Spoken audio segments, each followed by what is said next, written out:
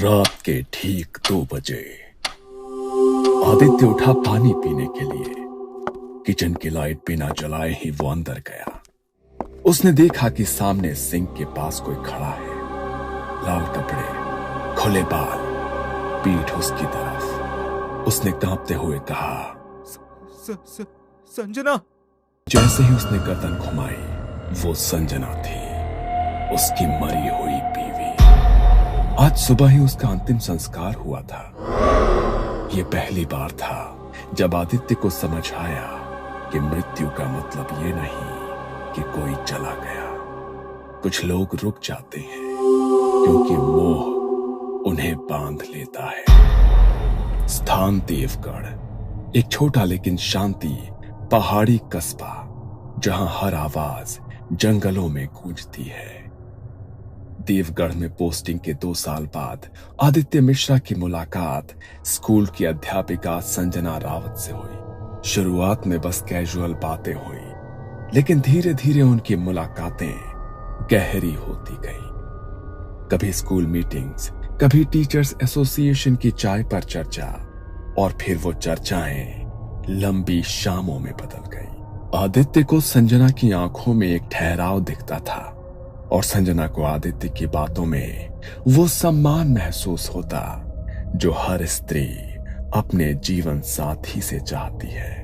कुछ महीनों बाद आदित्य ने आखिरकार हिम्मत जुटाकर संजना से कहा, अगर मैं तुम्हारे साथ उम्र बिताना चाहूं तो क्या तुम मुझे अपनाओगी?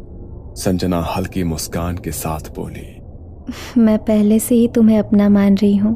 लेकिन इस प्यार के रास्ते में एक सच था। श्रुति, संजना की छोटी बहन। श्रुति बहुत पढ़ी लिखी नहीं थी, लेकिन समझदार और सहज स्वभाव की लड़की थी। घर के बड़े बुजुर्गों ने पहले ही आदित्य और श्रुति के रिश्ते की बात पक्की कर दी थी। आदित्य ने कभी इस रिश्ते के लिए हाँ नहीं कहा, लेकिन उसने मना भी नहीं किया। आदित्य के दिल में सिर्फ संजना थी। आखिरकार उसने संजना को मिलने बुलाया। संजना, एक बात कहनी है, लेकिन नहीं जानता कि कैसे कहूं। इतने महीनों में अब भी मुझसे कुछ कहने से डरते हो? आदित्य ने गहरी सांस ली, फिर उसकी आंखों में देखते हुए बोला, मैं तुम्हारा हाथ मांगने तुम्हारे घर आने वाला था, लेकिन तब तक घर वालों ने मेरा रिश्ता तुम्हारी छोटी बहन श्रुति से तय कर दिया। संजना के चेहरे पर एक पल को सख्ती आ गई। श्रुति से? हाँ, लेकिन मुझे नहीं पता था कि वो तुम्हारी बहन है। मैंने अब तक किसी को कुछ नहीं कहा है, पर अब चुप नहीं रह सकता। संजना, मैं सिर्फ तुमसे शादी करना चाहता हूं। संजना की आंखों में आंसू भर आए। वो चुप रही। तुमने श्रुति से कुछ कहा? नहीं, अभी तक नहीं। मैं चाहता हूं ये बात तुम ही उसे समझाओ। वो समझदार लड़की है, शायद समझ जाएगी। अगले कुछ दिनों तक संजना कोशिश करती रही, कभी किचन में, कभी लिविंग रूम में, लेकिन हर बार उसकी हिम्मत जवाब दे जाती। वो बस मुस्कुरा कर निकल जाती और श्रुति भी कुछ नहीं पूछती। आखिरकार एक शाम उसने हिम्मत जुटाई, बरामदे में खड़ी श्रुति के पास गई। श्रुति, एक बात कहनी है जो शायद तुम्हें तकलीफ दे। दीदी, इतनी सीरियस क्यों हो? सब ठीक तो है? आदित्य, जिससे तुम्हारा रिश्ता तय किया गया है, वो मेरा बॉयफ्रेंड है। श्रुति का चेहरा पल भर को भाव शून्य हो गया। कुछ सेकंड की लंबी खामोशी के बाद श्रुति धीरे से बोली, क्या आप दोनों एक दूसरे से प्यार करते हैं? संजना की आंखों से आंसू गिरने लगे। हाँ, मैंने कभी चाहा नहीं था कि ये ऐसे हो। मैंने तुमसे कुछ भी नहीं छीना, बस ये सब बस हो गया। श्रुति लंबे समय तक बस संजना को देखती रही, फिर हल्की मुस्कान के साथ कहा, आप खुश रहो दीदी, बस यही काफी है मेरे लिए। संजना की आंखें छलक उठी। उसने श्रुति को कसकर गले लगा लिया। बाद में आदित्य ने भी श्रुति से माफी मांगी। श्रुति बस आदित्य से इतना बोली, कभी इन्हें मेरे प्यार का एहसास मत होने देना। बस दीदी को टूटने मत देना। 3 साल बाद एक नींद जिससे वो कभी जागी नहीं। संजना और आदित्य की शादी को 3 साल ही हुए थे। प्यार वैसा ही था। रोज सुबह आदित्य चाय बनाता, संजना बालों में फूल लगाकर उसे तंग करती और रात को दोनों एक साथ बैठकर पुरानी बातें करते। पर सब कुछ एक रात में बदल गया। एक रात संजना ने कहा, दिल भारी सा लग रहा है आज, कुछ ठीक नहीं लग रहा। अचानक सीने में दर्द उठा। अस्पताल ले जाया गया, पर डॉक्टर ने सिर झुका लिया। Heart failure. उस रात आदित्य की दुनिया बदल गई। उसके दिल की धड़कन रुक गई। गांव के शमशान घाट में अगली सुबह संजना का अंतिम संस्कार किया गया। संजना को शादी के जोड़े में विदा कर दिया। उसका चेहरा शांत था, लेकिन उसकी आंखें खुली थी। पंडित ने कई बार मंत्र पढ़े, लकड़ियां डाली और आदित्य ने अग्नि दी। पर जैसे ही आग जलने लगी, साथ साथ धुआं भी उठता रहा, पर शरीर भस्म नहीं हो रहा। चिता पूरी तरह भड़कने के बजाय बस धीमे धीमे सुलग रही थी। लोगों के बीच फुसफुसाहट हुई, ये शरीर त्यागना नहीं चाहती, ये आत्मा मोह से फंसी है, ये जाना नहीं चाहती। आदित्य ने यह सुना, लेकिन उसकी हालत ऐसी थी कि शब्द उसके कानों में खुलते ही खो गए। बस एक अजीब सा बोझ उसके सीने में बैठ गया। उस रात आदित्य अकेले घर लौटा। घर में एक अजीब सा सन्नाटा था। बीच रात वो किचन में पानी लेने गया। खिड़की से आती चांद की रोशनी में उसने यही देखा कि वो खड़ी थी। लाल साड़ी, खुले बाल, हाथों में वही चूड़ियां, चेहरा अधभरा धुंध में। लेकिन वो पहचान गया। आदित्य का गला सूख गया। संजना? उसके होठ थोड़े हिले, जैसे वो मुस्कुराई हो, और फिर अंधेरे में समा गए। इसके बाद आदित्य को नींद नहीं आई। वो बिस्तर पर लेटा तो जरूर, लेकिन दिमाग उसी किचन के दरवाजे पर अटका था। आदित्य सोच रहा था, क्या सच में मैंने उसे देखा? ये मेरे दिमाग का खेल है। उस रात में कई बार उसने उठकर किचन में जाकर देखा। हर बार बस खालीपन था। सिर्फ फ्रिज की धीमी आवाज और घड़ी की टिक टिक। सुबह होते ही उसने श्रुति को फोन किया। आवाज में घबराहट और अकेलापन साफ झलक रहा था। श्रुति, कल रात मुझे लगा जैसे मैंने संजना को देखा। जीजू, आपको अकेलेपन ने परेशान कर दिया है, मैं आ रही हूँ। उस दिन के बाद से श्रुति अक्सर उससे मिलने आने लगी। कभी कुछ खाने का बहाना, तो कभी पुरानी बातें करने का। कई बार वो देर तक बैठी रहती, और कई रातें ऐसी भी थी जब वो वहीं रुक जाती। धीरे धीरे उनकी बातचीत गहरी होने लगी। कभी हंसी, तो कभी चुप्पी, कभी बस एक दूसरे को देखना, जैसे कोई नया रिश्ता बनने को तैयार हो। लेकिन दोनों को ये एहसास नहीं था कि जिस घर में वो करीब आ रहे थे, वहां कोई और भी मौजूद था। कोई जो ये सब कुछ देख रहा था। संजना के जाने के बाद आदित्य का अकेलापन अब सबके सामने साफ दिखने लगा था। श्रुति अक्सर उससे मिलने आती, उसके लिए खाना बनाती, घर साफ करती। जब कभी आदित्य कहता, आज रुक जाओ, घर लौटने में देर हो जाएगी, तो श्रुति घर वालों को फोन करके कह देती। आज मैं यहाँ रुक जाऊंगी। धीरे धीरे दोनों की ये मुलाकातें घर और गली में चर्चा का विषय बनने लगी। लोग कहते, शायद दोनों एक दूसरे में सहारा ढूंढ रहे हैं। ये बात दोनों परिवारों तक पहुंची। उन्होंने सोचा कि सही समय आने पर इनसे शादी की बात कर ली जाए। पर इस पूरी कहानी को कोई और भी देख रहा था, यानी संजना की आत्मा। वो अक्सर आदित्य और श्रुति को साथ बैठा देखती। कभी खिड़की के पास खड़ी रहती, तो कभी दरवाजे के पीछे। धीरे धीरे लोगों ने भी रात में गली में उसके दिखने की बातें करनी शुरू कर दी। कल रात मोड़ पर किसी को लाल साड़ी में देखा, और फिर पलक झपकते ही वो गायब हो गई। भाई, आदित्य के घर के बाहर एक औरत खड़ी थी, चेहरा धुंधला और बाल बिखरे थे। घर में भी अजीब घटनाएं शुरू हो गई। कभी आदित्य देर से लौटता तो देखता कि किचन का सामान इधर उधर बिखरा है। कभी शाम को लौटकर किचन में जाता तो गरम चाय तैयार मिलती। वो सोचता, शायद श्रुति आई होगी और बनाकर गई होगी। लेकिन कई बार तो ऐसा तब भी हुआ जब श्रुति आई ही नहीं थी। एक शाम जब आदित्य घर लौटा तब श्रुति किचन में चाय बना रही है। उसने धीरे से पुकारा, श्रुति। वो पीछे मुड़ा और आदित्य का दिल रुक सा गया।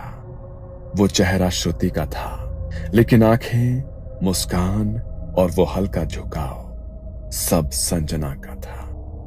वो कुछ देर बस देखता रह गया। जब श्रुति ने उसे आवाज दी तो वो होश में आया और उसे अब श्रुति दिखी।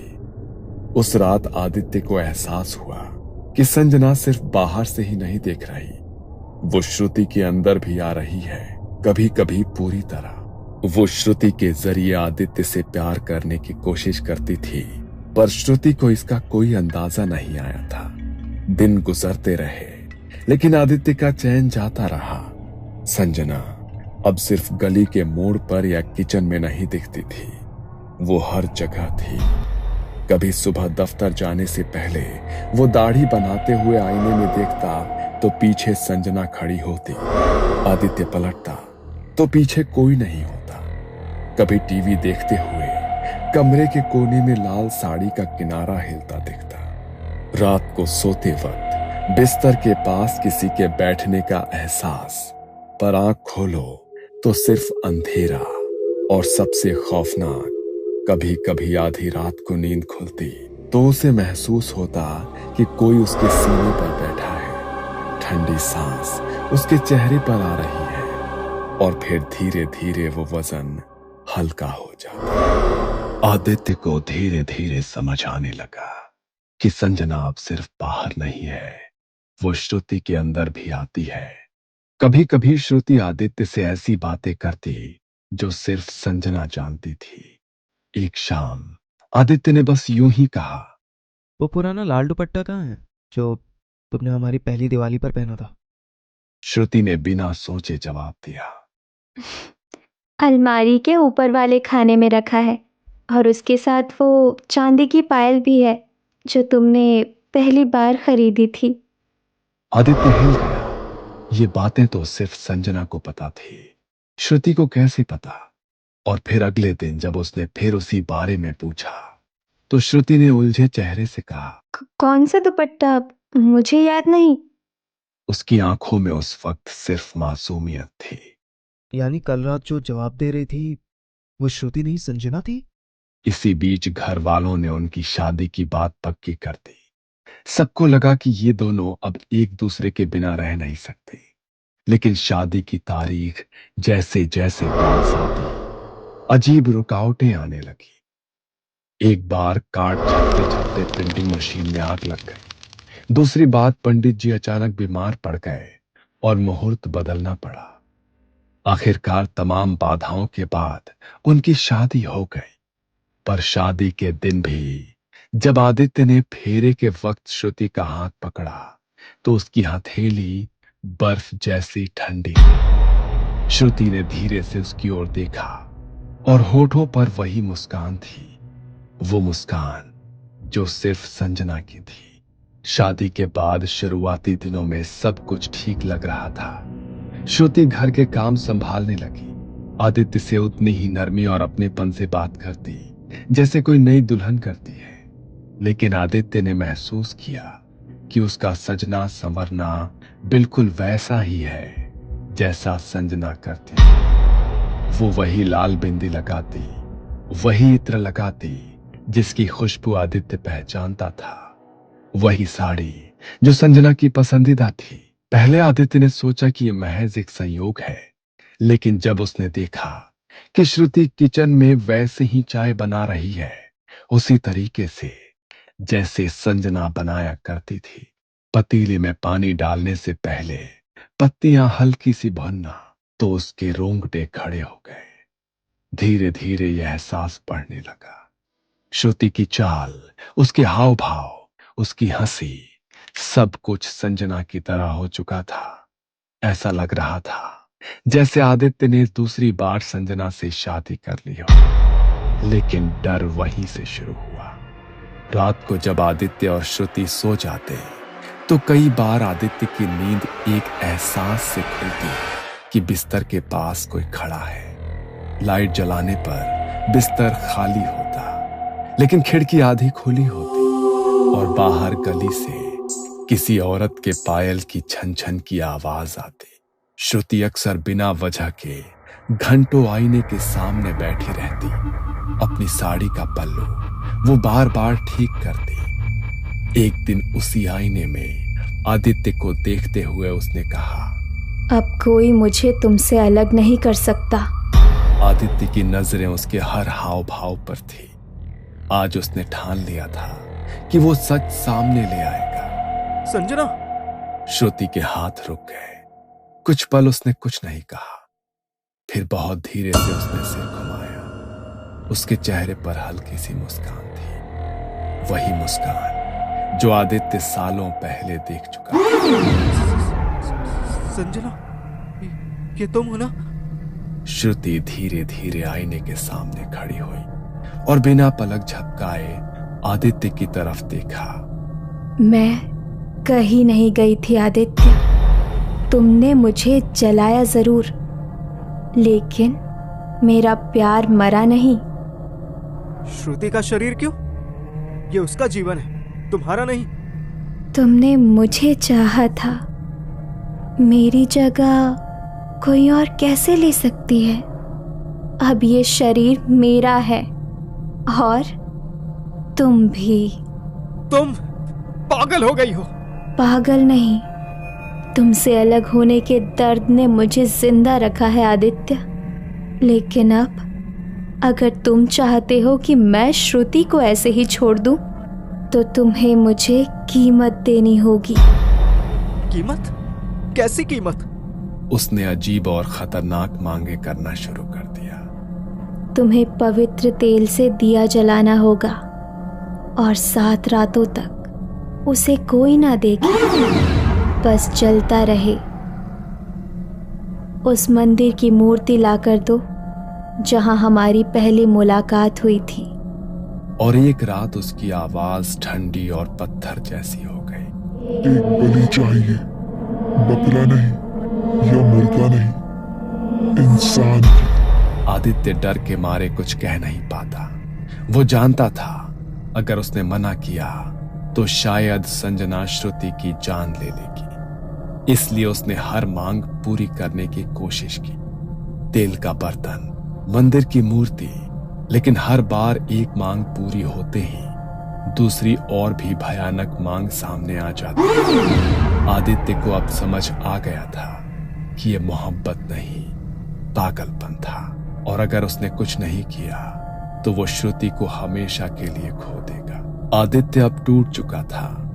संजना की आत्मा की अजीब और खतरनाक मांगे, श्रुति का बदलता स्वभाव और अब श्रुति का गर्भवती होना, सब मिलकर उसे अंदर से तोड़ रहे थे।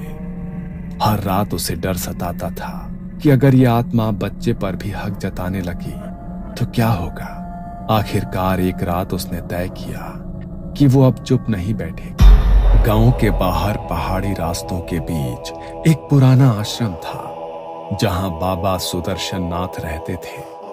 कहते हैं कि बाबा ने कई खतरनाक आत्माओं को मुक्त किया है, लेकिन उनकी विधि आसान नहीं थी और हमेशा खतरे से भरी होती थी। आदित्य ने जैसे ही बाबा को अपनी पूरी कहानी सुनाई, बाबा की आंखें सिकुड़ गई। बेटा, मोह में फंसी आत्मा सबसे खतरनाक होती है। प्यार और पागल में फर्क मिट जाता है और वो किसी भी हद तक जा सकती है। अगर ये आत्मा वाकई तेरी पत्नी है तो समझ ले, इसे बाहर निकालना उतना ही मुश्किल होगा जितना किसी इंसान को उसकी सांस से अलग करना। पर बाबा, मेरी बीवी, मेरा बच्चा, वो खतरे में है। ये काम आसान नहीं है, इसमें जान भी जा सकती है। अगर तेरी किस्मत ने साथ छोड़ दिया तो ये आत्मा तुझ पर या तेरे बच्चे पर भी सवार हो सकती है। कुछ पल की खामोशी के बाद आदित्य ने सिर झुकाकर कहा, मैं तैयार हूं बाबा, बस श्रुति को बचा लीजिए। बाबा ने एक मोटी पीली कागज पर सामग्री की सूची लिखी। शमशान की राख जो अमावस्या की रात ली गई हो, पीपल के पेड़ की सूखी टहनी, काले तिल और सरसों का तेल का दीपक, लाल धागा जो किसी विधवा के हाथ से बंधा हो, और सबसे आखिरी एक मुट्ठी भर मिट्टी उस जगह की जहां संजना का अंतिम संस्कार हुआ था। इन सब के बिना विधि अधूरी रहेगी और आत्मा और भी भयंकर बन जाएगी। 2 दिन तक आदित्य ने हर चीज जुटाई। कई बार ऐसा लगा कि कोई अदृश्य ताकत उसके पीछे है। मंदिर जाते समय हवा का तेज झोंका, घर लौटते वक्त गली के कोने में वही लाल साड़ी का आभास, और रात को खिड़की पर दस्तक। अमावस्या के 2 दिन बाद बाबा शाम को आदित्य के घर आए। लिविंग रूम में एक गोल घेरा बनाया गया, चारों दिशाओं में दीपक रखे गए और बीच में हवन कुंड। श्रुति को घेरे के अंदर बिठाया गया। उसके माथे पर सिंदूर का गोला बनाकर बाबा ने काले तिल का तिलक लगाया। जैसे ही मंत्रोच्चार शुरू हुआ, हवा का रुख बदल गया। खिड़कियां खुद ब खुद बजने लगी, जैसे कोई हाथों से उसे पीट रहा। श्रुति का शरीर धीरे धीरे कांपने लगा, उसकी सांसें तेज हो गई। और फिर आदित्य, ये क्या कर रहे हो? मैं तुम्हें छोड़कर नहीं जाऊंगी। ये शरीर अब मेरा है। संजना, ये गलत है। श्रुति को छोड़ दो, हमारे बच्चे को छोड़ दो। अगर मैं नहीं तो कोई नहीं। मैं तेरा पहला और आखिरी प्यार हूं। बाबा ने तुरंत पीपल की टहनी को हवन में डाला और शमशान की राख श्रुति के चारों तरफ छिड़क दी। ओम क्षिप्रेत मोचनाय नमः। मंत्रों की गूंज से कमरा भर गया। तभी अचानक श्रुति के चेहरे पर एक डरावनी मुस्कान फैल गई। उसकी आंखों से दर्द में आंसू बहने लगे। आदित्य ने पहली बार महसूस किया कि यह अब सिर्फ उसकी पत्नी की आत्मा नहीं है, ये हद से ज्यादा डरावनी बन चुकी है, जैसे बाबा ने पहले बताया था। फिर बाबा ने आदेश दिया, आदित्य, वो मिट्टी ला जहां इसका संस्कार हुआ था। आदित्य ने कांपते हाथों से थैली खोली और मिट्टी बाबा को दे दी। बाबा ने वो मिट्टी हवन की आग में डालते हुए कहा, जैसे ये शरीर धरती में मिला, वैसे ही तेरी आत्मा अब धरती में मिले। मुक्त हो जा। जैसे ही ये कहा गया, श्रुति ने भयानक चीख मारी। उसका सिर पीछे को झुक गया और एक काली राख उसके शरीर से निकलकर धुएं की तरह ऊपर उठी, फिर हवन की लपटों में समा गई। श्रुति बेहोश होकर जमीन पर गिर पड़ी। कमरा ठंडा हो गया, दीपक की लौ स्थिर हो गई। बाबा ने गहरी सांस लेकर कहा, खत्म हुआ, लेकिन याद रख, मुंह में फंसी आत्मा कभी पूरी तरह खत्म नहीं होती, बस सो जाती है और सही वक्त का इंतजार करती है। अगली सुबह जब श्रुति की आंख खुली तो उसे कुछ याद नहीं था। आदित्य के दिमाग में बाबा ने जाते जाते जो कहा वही गूंज रहा था कि आत्माएं भी मोह में फंस जाती हैं, और मोह प्रेम से ऊपर हो जाए तो वो भूत बन जाता है। आदित्य कुछ पल उसे देखता रहा। उसके चेहरे पर अब संजना का कोई असर नहीं था, पर उसके दिल में जो डर और बेचैनी थी वो खत्म नहीं हो रही थी। कुछ दिन बाद जब श्रुति थोड़ी ठीक हुई, आदित्य ने उसे सब कुछ बता दिया। कैसे संजना की आत्मा उसके अंदर आ गई थी, कैसे वो धीरे धीरे उसे पूरी तरह से अपने काबू में ले रही थी, और कैसे तांत्रिक बाबा ने उसे मुक्त किया। शुरू में श्रुति को विश्वास ही नहीं हुआ, लेकिन डर से उसका चेहरा पीला पड़ गया, हाथ ठंडे हो गए। मतलब दीदी, मेरे अंदर उसकी आवाज कांप रही थी। आदित्य ने सिर हिलाया और वो एक पल के लिए उसके सीने से लगकर फूट फूट कर रो पड़ी। एक शाम आदित्य ने दोनों परिवारों को बुलाकर सब कुछ साफ साफ बता दिया। अब तक जो कुछ उन्होंने सोचा था कि शादी के बाद की अजीब बातें महज भ्रम है, वो सच निकलने पर सभी के चेहरों का रंग उड़ गया था। आदित्य ने बाबा की आखिरी चेतावनी भी दोहराई। ये सुनकर कमरे में सन्नाटा छा गया। दोनों परिवार ने आपस में बैठकर फैसला लिया कि इस घर में रहना अब ठीक नहीं।